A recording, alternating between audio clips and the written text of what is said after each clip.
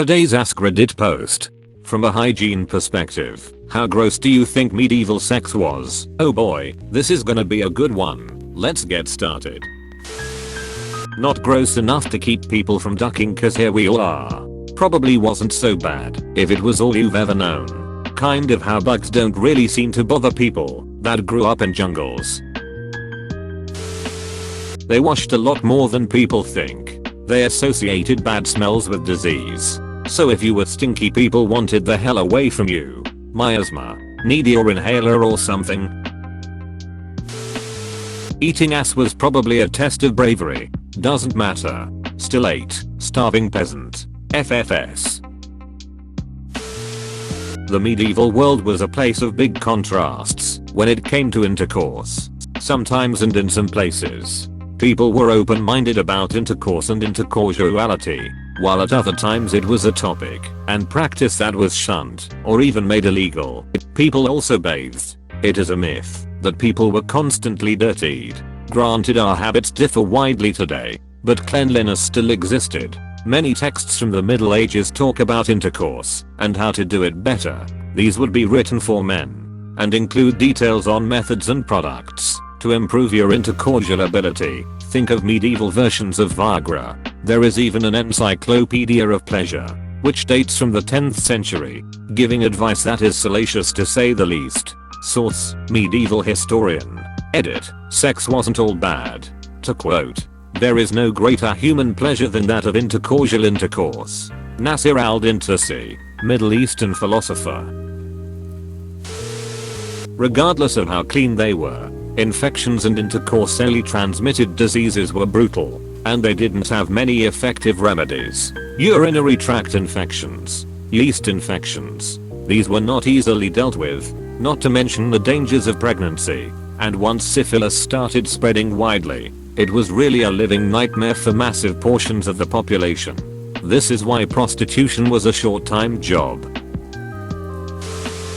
I think you're wildly lowballing just how dirty medieval people were. The Monty Python style caricature of the serfs rolling in excrement is not what the real Middle Ages were like.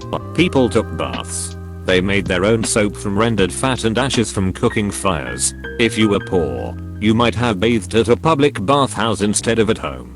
People also forget that rivers, ponds and lakes exist lol. Sometimes strange women were laying in ponds distributing swords.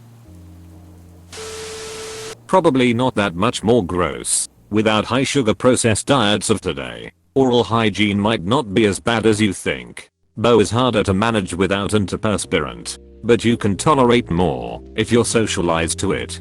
It's kind of a learned behavior to hate it in modern society because it's so avoidable.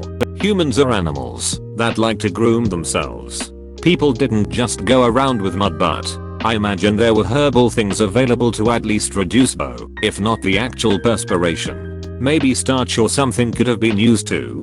Where there's a will, there's a way. Source: wildly speculating nobody. Doesn't matter. Had intercourse. Still counts. Cried the whole time.